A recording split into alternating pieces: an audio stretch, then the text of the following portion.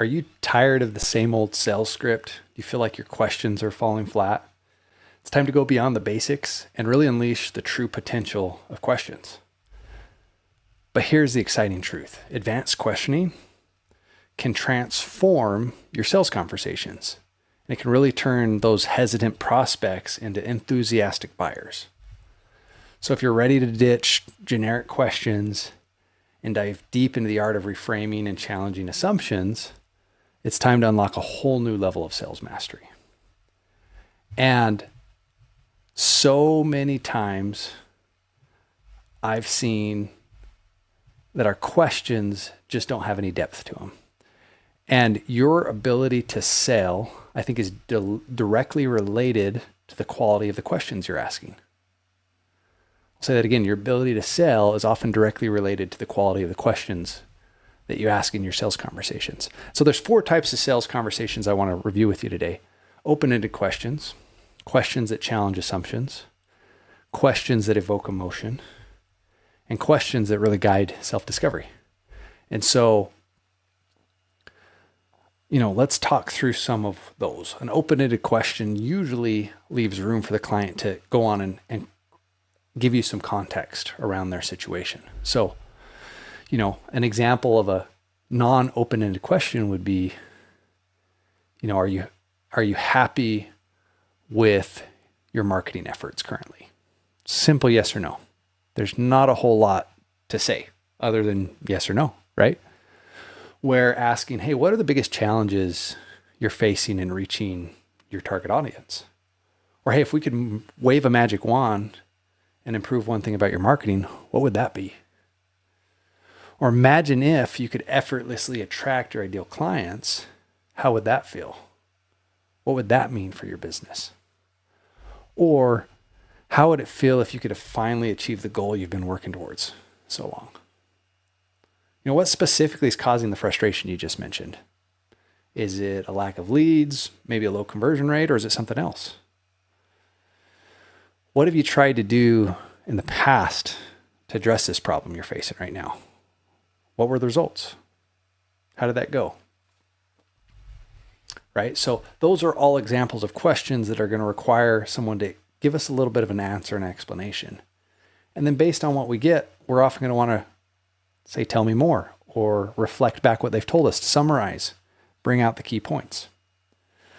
Next area is questions that challenge assumptions. Sometimes your client's going to say something that just simply isn't true. They're going to have a limiting belief about themselves, about their business, about their partner, about the industry. And often we can see those challenges better than they can, especially knowing we can help people and our product or services is designed to help them. So I think a good way sometimes to challenge an assumption without directly telling them they're wrong is by asking a good question. Hey, what if there was a way you could achieve your goals without sacrificing your work-life balance?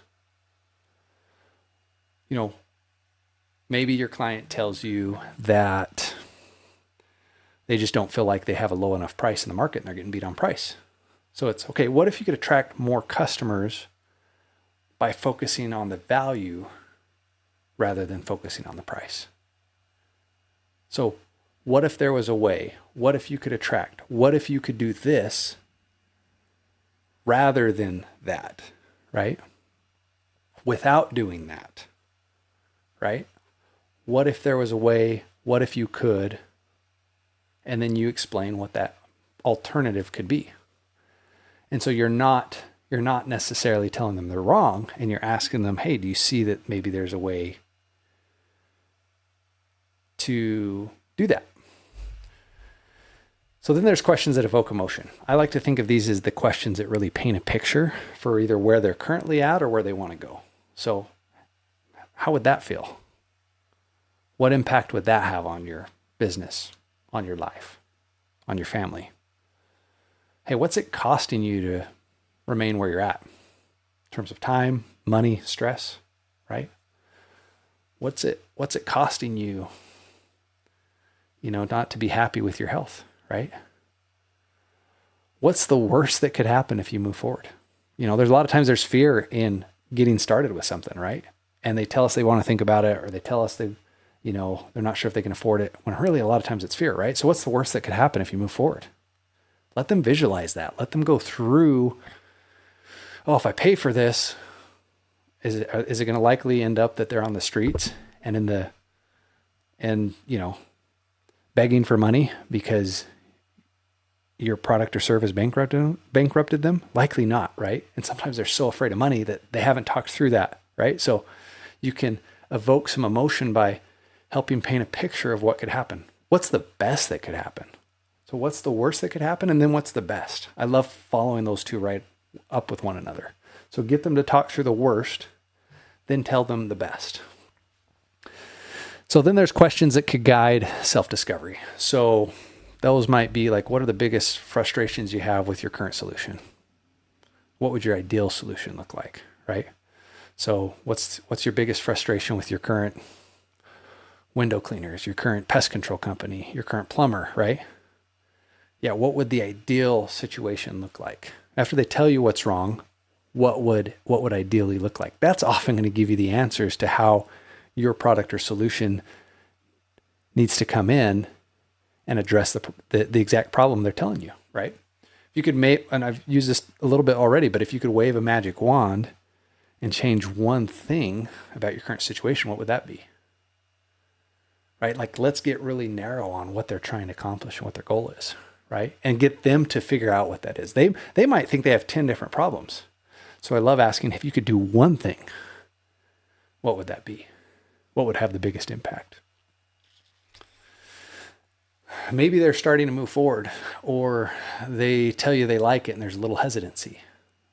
Okay, why do you feel this is the right solution for you? Money aside, why do you feel this is the right solution? And let them sell themselves.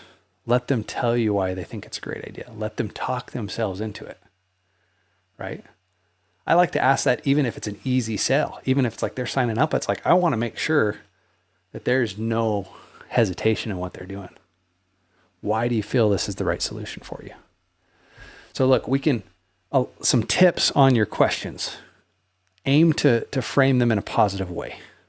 Now, it doesn't mean we don't challenge people, and we can frame our questions in a way where we're not being combative, right? Where they can feel safe and feel like they can tell us. And there's going to be opportunities for us to challenge them, right? We want to avoid leading questions. I call those yes trains, or the yes or no questions that like kind of box you into a corner. No, don't you like this? Wouldn't this be important? Wouldn't this be important? Wouldn't this be important? And you just ask those questions over and over again until they're like, I don't want to buy this. Like, I know what you're trying to do. Your tone's really important. You need to make sure that you're conveying empathy, curiosity, interest, right? And, active listening is very important. So we need to pay attention to both what they say and some of their nonverbal cues, which he could spend a lot of time on that. And part of how we show we're listening is we reflect and we summarize. We repeat back what we've heard. We summarize what we've heard. And they're either going to tell us, yeah, that's right. Or they're going to say, no, you know what? Actually, what I meant was this, or what I'm saying is this. And they're going to correct us. Your ability to be a good salesperson is closely correlated to the quality of the questions that you ask. And so go through, do a question audit. Look at all the questions you're asking in your sales process. Are they moving the conversation forward or not? Are they moving it forward? Is it a filler question, or is it actually slowing things down? And if you go through all the questions you ask, you'd probably be surprised that there's some you need to get rid of or change. And so the better you ask questions, the better you're going to help guide your prospect to some self-discovery. I'm Drew Norton, the Everyday Sales Leader, and this is your daily dose of Sales Inception.